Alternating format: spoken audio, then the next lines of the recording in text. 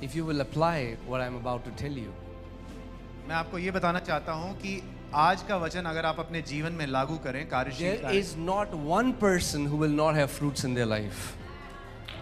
1% भी ऐसी संभावना नहीं है कि आपके जीवन में उसके फल ना आए। What is the most important thing in a believer's life? What is the most important thing? आपके हिसाब से सबसे महत्वपूर्ण बात क्या है एक विश्वासी के जीवन में? There are many things that we can say, like prayer, we can say giving, coming to church, and all of that.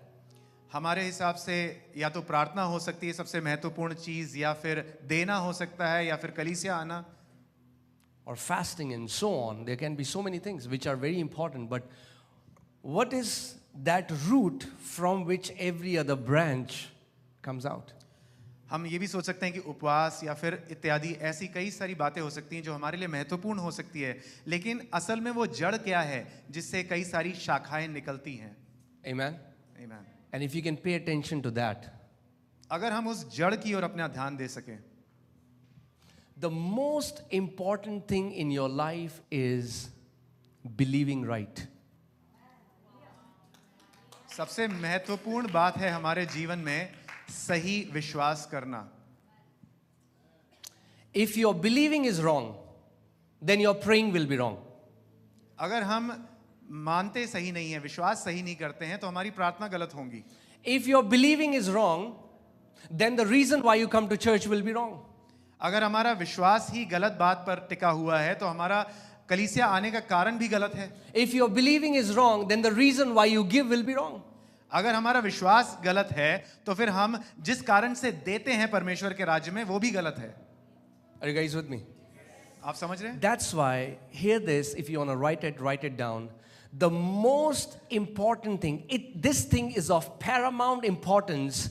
What you believe about God, your entire life revolves around what you believe about God. आप ध्यान से Not सुनें। what you do, but what you believe about God. आप इस बात को ध्यान से सुने, अगर लिख रहे हैं तो लिख लीजिए।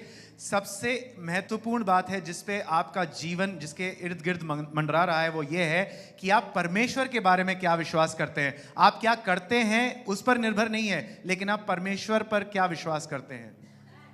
Because if it was about fasting and praying, I don't think everybody in the church you would see them prospering.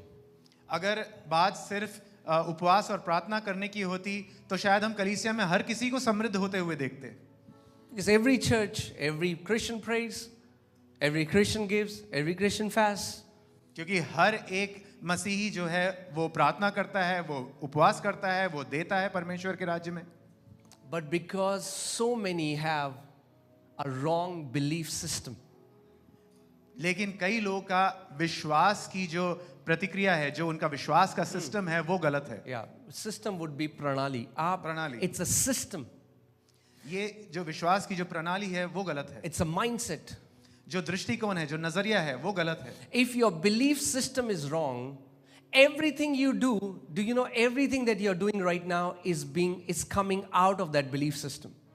तो हर कुछ आप जो अपने जीवन में कार्य कर रहे हैं वो उस विश्वास की प्रणाली से उत्पन्न हो रहा है।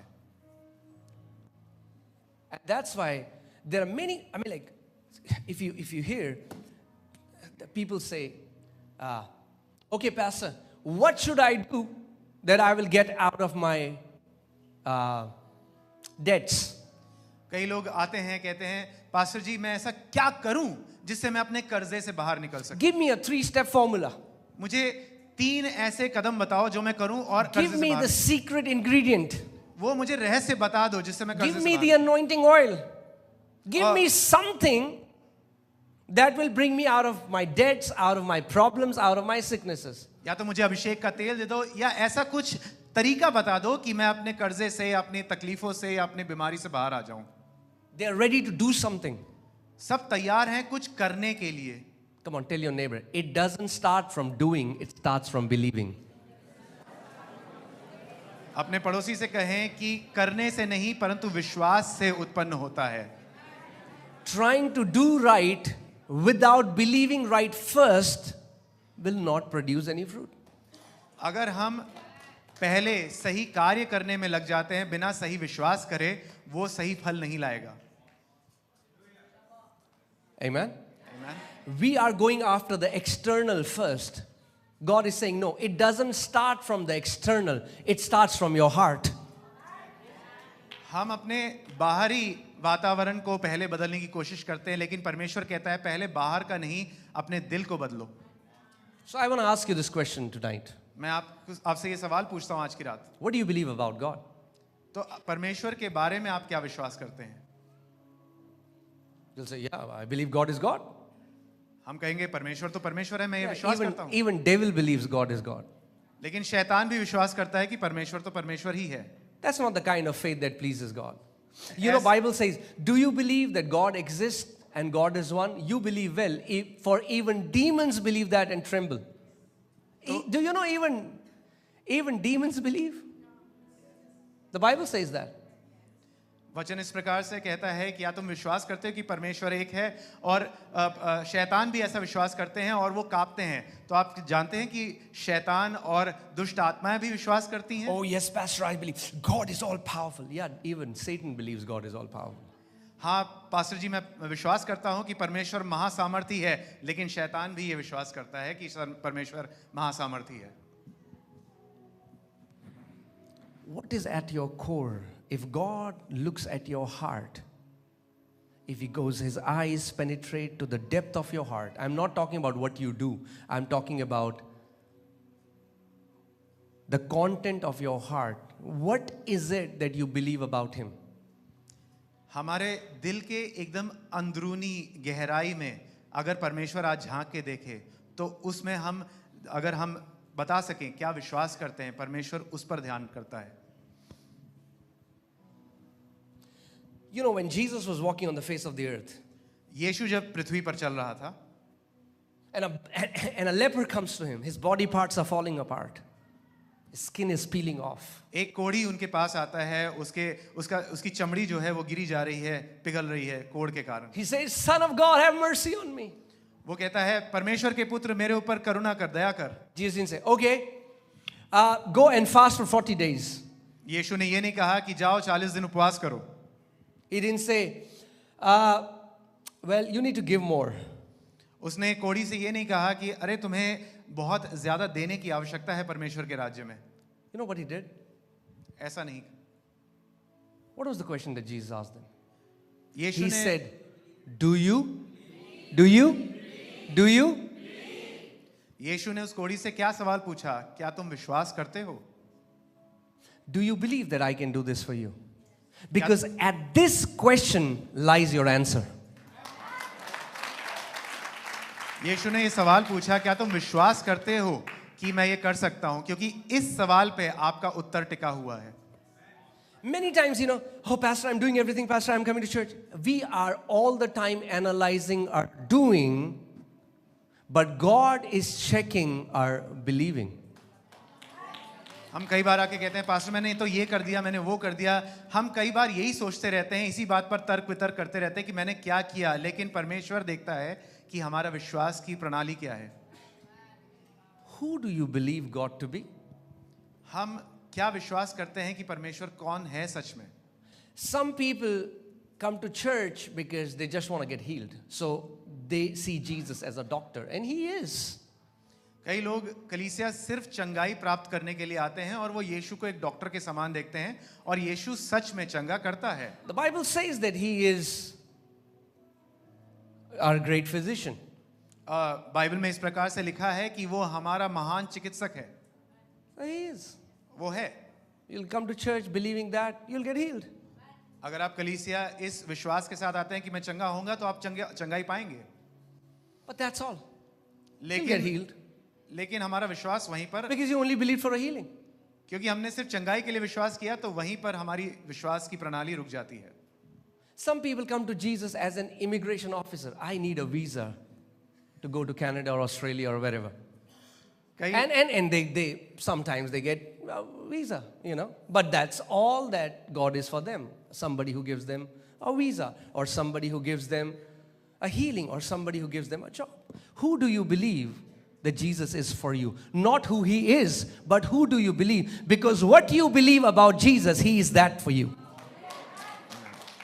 तो कई लोग यीशु के पास एक इमिग्रेशन ऑफिसर के समान आते हैं कि वो उससे वीज़ा पालें ताकि वो यूएस या कनाडा जा सकें. कई लोग उसके पास नौकरी के लिए आते हैं, अपनी चंगाई के लिए आते हैं.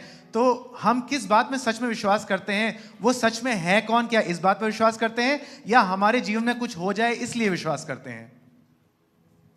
Your entire life, many of you would not realize it, is revolving around your belief system. अगर हमने अभी तक ये बात समझी नहीं है, लेकिन हमारा संपूर्ण जीवन हमारी विश्वास की प्रणाली के आसपास ही घूम रहा है. We are ready to do. हम जल्दी से करने को तैयार हैं, But God is saying, no, no. लेकिन परमेश्वर कहता है नहीं, मैं तुम्हारे करने में दिलचस्प नहीं हूं. Trying to do right before believing right is religion.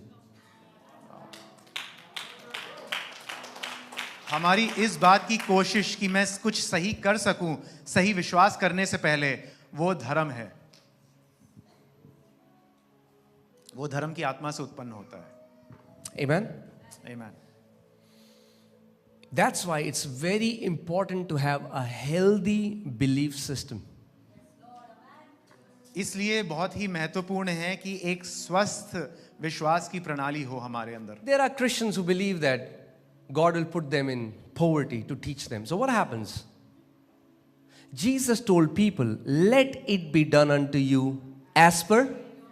Not as per. He didn't say, let it be done unto you according to what I want, but he said, let it be done unto you as per your faith. So whatever you're witnessing right now is happening to you according to your faith. कई लोग इस प्रकार से मानते हैं कि यीशु हमें गरीबी में इसलिए रखता है ताकि वो हमारे जीवन में कुछ सबक सिखा सके.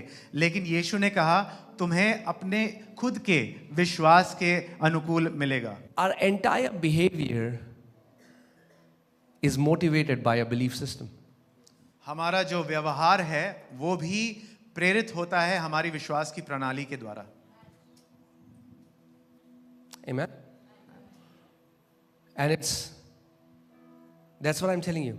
If you can pay attention there and align your believing according to the word of God, your life will be filled with fruits. अगर हम अपने जीवन में सच में फल देखना चाहते हैं, अच्छे फल, तो हम अपने विश्वास की प्रणाली वचन के ऊपर आधारित कर दें. And today I'm going to teach you how easy it is to believe right. It's easy. और मैं आज आपको सिखाना चाहता हूं कि सही विश्वास करना सरल है. Amen. And when you will believe right, you will enter into rest in that area.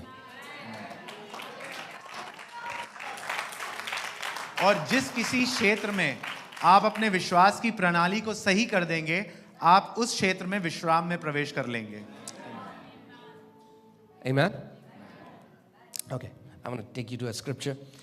In Hebrews chapter 4, I'll read from verses 1 to 3. It says, therefore, since a promise remains of entering his rest. इब्रानी 4 उसका 1 से 3 पहली आयत. इसलिए जबकि उसके विश्राम में प्रवेश करने की प्रतिज्ञा अब तक है. Let us fear lest any of you seem to have come short of it, for indeed the gospel was preached to us as well as to them, but the word which they heard did not profit them, not being mixed with faith in those who heard it. तो ऐसा करने से वो भय खाएं, ऐसा उन्हें डरना चाहिए, ऐसा ना हो कि तुम में से कोई जन उससे रहित जान पड़े.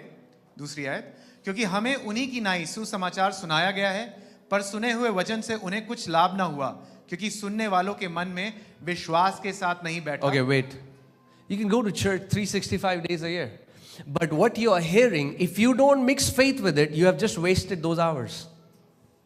आप यहाँ पर आते हैं, आपने वचन सुना, लेकिन अगर आपने उस सुनने में विश्वास नहीं मिलाया, तो वो सारा समय आपने बर्बाद कर दिया. Christians miss the most important thing in their life, and that is hearing. And when the word is being preached, they are not hearing. And after the service, they say, Pastor. For the gospel was preached to them, but it did not profit them, because they did not mix faith in what they heard. कई विश्वासी सुनने से चूक जाते हैं और सभा खत्म होने के बाद वो पास्टर से प्रार्थना कराने आ जाते हैं।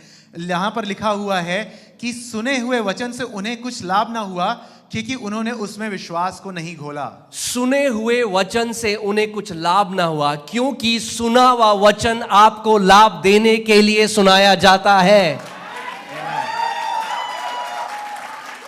ये सत्संग नहीं है, यहां कथा नहीं बता रहे हैं। सुसमाचार इसीलिए बताया गया कि आपके जीवन में लाभ हो। The word that they heard did not profit them. The word that is being preached here and that is being taught here is for your profit. This is not a place for satsang or for any kind of other message, but the word of God is for your benefit, for your profit. For we who have believed do enter that rest. और हम जिन्होंने विश्वास किया है उस विश्राम में प्रवेश करते हैं। Hear this. How would you know you have believed? सुने, आप कैसे जानते हैं कि आपने विश्वास करा है? We who have believed have entered in rest. क्योंकि जिन्होंने विश्वास कर लिया है उन्होंने विश्राम में प्रवेश कर लिया है। I told you about my life. Do you know that right now, even in Christians, even in believers, 70% of worries are financial worries. और आपको मेरे जीवन के भी बारे में पता है और आज भी विश्वासियों के जीवन में 70% जो घबराहट है या जो घबरा देने वाली बातें हैं वो आर्थिक अवस्था के कारण है। They're like, how will I get my kids? How will I pay their school fees? कि मैं अपने बच्चों का पालन पोषण कैसे करूंगा, उनकी स्कूल की फीस कैसे My करूंगा? husband is sick. How will I pay for his medical bills? और मेरे पति बीमार हैं, मैं उनकी इलाज के लिए बिल कैसे चुकाऊंगी? There is this anxiety. एक उत्तेजना अंदर बनी रहती है, एक घबराहट बनी रहती है। But when I believed right what the Bible says, I entered into rest in the area of finances. लेकिन जब मैंने अपने व्यक्तिगत जीवन में सही विश्वास किया आर्थिक क्षेत्र में, मैं आर्थिक क्षेत्र में विश्राम में प्रवेश कर गया। When I believed right about my health, what the Bible says, I entered into rest into the area of health. जब मैंने अपने स्वास्थ्य के बारे में सही विश्वास किया जो परमेश्वर का वचन कहता है, मैं अपने स्वास्थ्य के क्षेत्र में विश्राम में प्रवेश कर गया।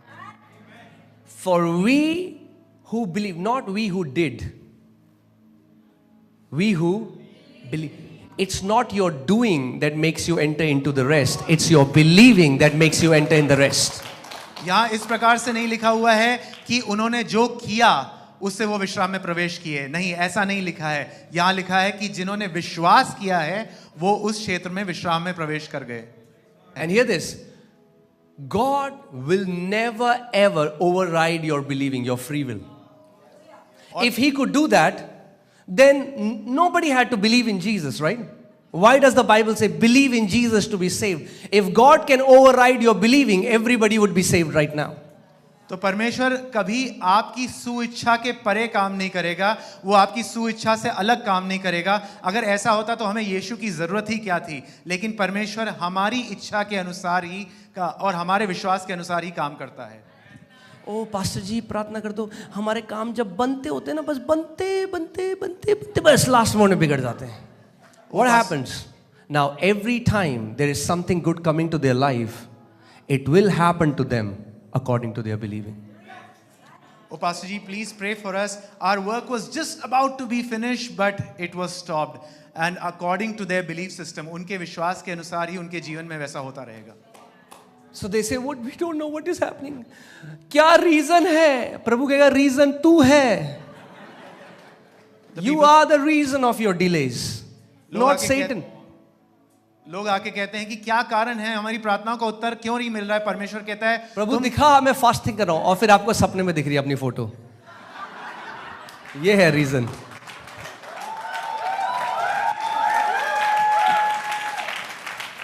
शैतान नहीं है, आपकी विश्वास करने की प्रणाली जो है वो है कारण कि आपकी प्रार्थना का उत्तर क्यों नहीं आ रहा है। The Bible says, out of the abundance of heart, mouth speaks.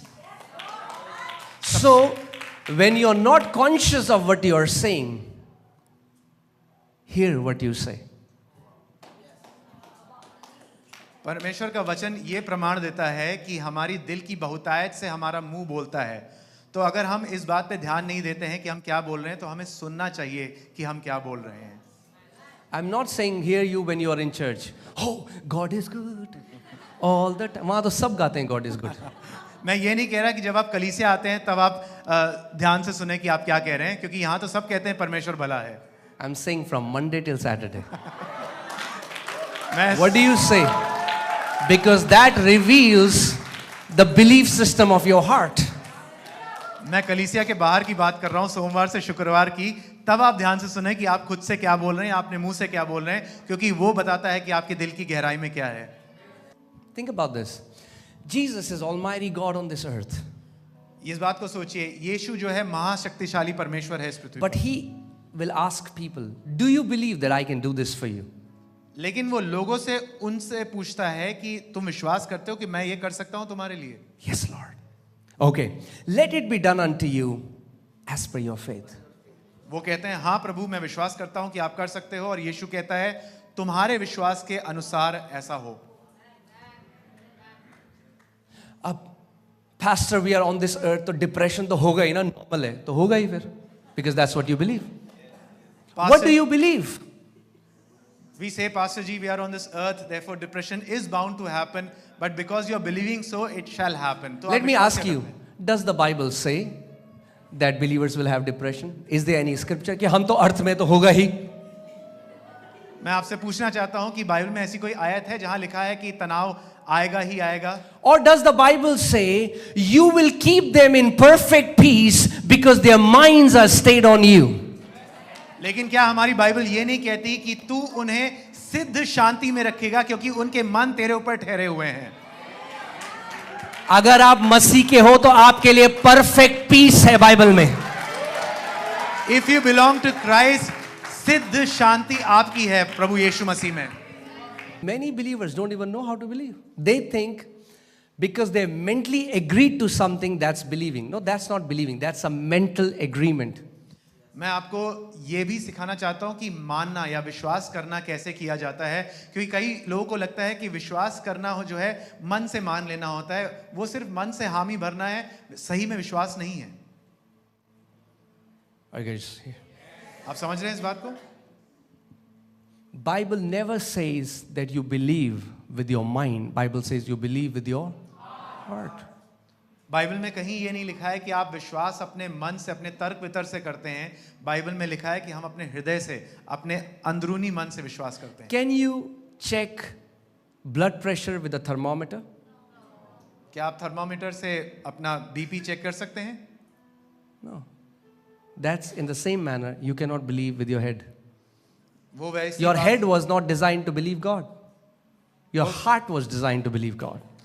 Amen. वो वैसी बात हुई कि हम अपना विश्वास जो है अपने सोचने से, अपने मन से नहीं कर सकते, वो अपने हृदय से करते हैं, क्योंकि हृदय का काम ही उसका जो फंक्शन है वो यही था, विश्वास करना।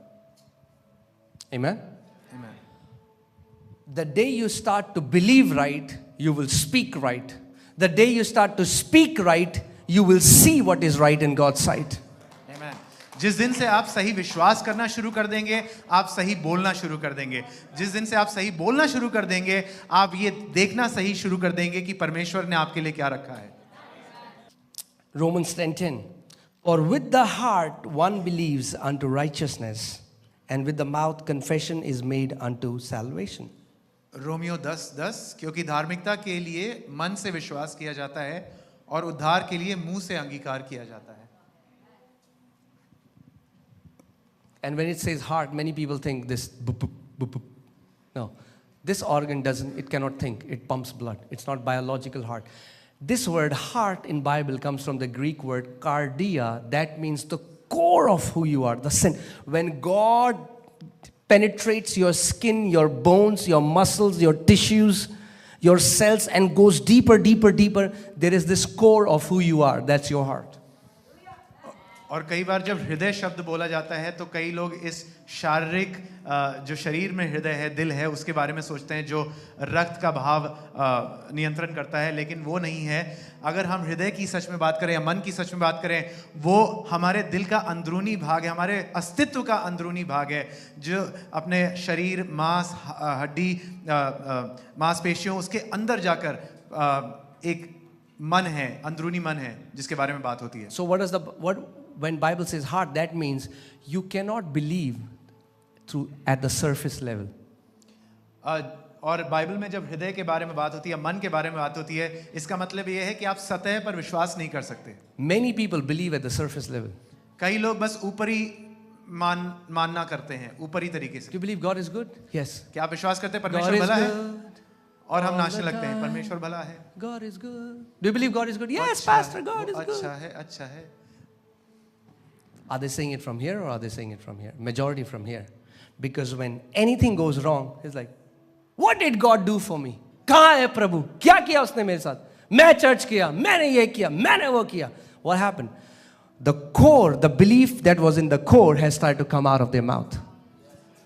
जब सब खुश होते हैं तो सब अच्छा अच्छा गाते हैं और कहते हैं परमेश्वर बहुत अच्छा है, लेकिन जैसे ही तकलीफ आती है, उनके जो अंदरूनी सोच विचार की प्रणाली है, उससे आवाज निकलती है कि what did God do for me? परमेश्वर ने क्या किया मेरे साथ? Hear this. ध्यान से सुने। You only get to partake of the things in the Bible that you believe, not what is written, what you believe. आप बाइबल में लिखी हुई बातों का फल तभी पा सकते हैं जब आप उन पर विश्वास करते हैं। ऐसा नहीं कि बस वो लिखा है इसलिए आपके जीवन में हो रहा है। Believing comes from this Greek word pistis, P-I-S-T-I-S, which means to be absolutely convinced that this is the truth without needing an evidence. मानना जो शब्द है वो उसका मूल शब्द है पिस्टिस, यूनानी शब्द पिस्टिस से आता है कि मुझे इस बात को जानने के लिए कोई सबूत की आवश्यकता नहीं है। That means you are so convinced it becomes your reality. कि मैं इस बात को ऐसे मानता हूं कि वही वास्तविकता है मेरे लिए। You don't need a DNA test to know that your father is your father. हमें डीएनए टेस्ट कराने की जरूरत नहीं है ये जानने के लिए कि मेरा पिता जो है वही मेरा पिता है। You don't need a DNA test to show you that God is good. You know that you know that you know that you know. आपको किसी प्रकार की परीक्षा या टेस्ट कराने की जरूरत नहीं है ये जानने के लिए कि परमेश्वर भला है। आप बस अपने अंदरूनी मन में जानते हैं और जानते हैं कि वो भला है। Do you know that Jesus never rebuked his disciples for doing wrong? He rebuked his disciples for unbelief. आप जानते हो यीशु ने कभी अपने चेलों को गलत करने पर नहीं डांटा, परंतु उनके गलत विश्वास पर डांटा उनको, या अविश्वास पर डांटा। Jesus knew the problem is unbelief. क्योंकि यीशु जानता था दिक्कत है अविश्वास में। Unbelief is the main reason that stops us to possess what belongs to us. अविश्वास करना ही मुख्य कारण है जो हमें रोकता है हमें उस बात को हासिल करने से जिसके लिए हम प्रार्थना करते हैं। The way you start believing is by meditating the written scriptures. हम विश्वास करना शुरू करते हैं लिखे हुए वचन पर बार बार मनन करके उस पर ध्यान देकर। Are you guys with me? आप समझ रहे हैं? See, Moses was a man of encounters. मूसा परमेश्वर के साथ साक्षात्कार में चलने वाला परमेश्वर See था। God face to face, encounters, third heaven. आमने सामने परमेश्वर के साथ बात करता, तीसरे स्वर्ग में उसके मुलाकात होती उससे। But still, he was not able to enter the promised land. इतना Your encounters will never take you to the promises. परमेश्वर के साथ इतने साक्षात्कार में चलने के बावजूद भी वो वायदे की भूमि पर नहीं पहुंच पाया। हमारा परमेश्वर के साथ जो भेंट होती है उससे हम नहीं पहुंचते। That's why some of the most messed up people I see, they are all the time talking about मैंने ये स्वर्ग देखा, यहाँ पे ये नीली लाइट देखी, पीली लाइट देखी, but their life says something else. Why? Because their believing is wrong. They believe their encounters more than they believe the word. इसलिए मैंने कई लोगों को देखा है जो गड़बड़ी में चलते हैं विश्वासी होने के बावजूद, because there thought process is about what they have seen and what they have encountered, पर वो वचन जो लिखा हुआ है उस पर विश्वास नहीं करते। Thank you for the thundering silence. घंघोर सन्नाटे के लिए धन्यवाद। But now Joshua has to possess the land. लेकिन- God doesn't say, Joshua, I'm going to give you a massa encounter by which you're going to possess the land. God says, no. Joshua, let me give you the secret to possess the land. He says, this book of the law shall not depart from your mouth, but you shall meditate in it day and night. The way you possess every promise in the scriptures is by meditating the word of God day and night until it changes the way you think. यहोशू को ये उत्तरदायित्व दिया गया कि वो वायदे की जमीन पर राज्य करे, लेकिन परमेश्वर ने ये नहीं कहा कि मैं तेरे आमने सामने आऊंगा और तब तू जाएगा वायदे की जमीन पर। नहीं, परमेश्वर ने उससे कहा व्यवस्था की पुस्तक तेरे मुख से दिन रात अलग ना हो, तू उस पर दिन रात ध्यान करे, मनन करे। जिस तरह से हम मनन करते रहते हैं उस तरह से हम अपने वायदे की भूमि को, अपने वायदों को हासिल कर सकते हैं।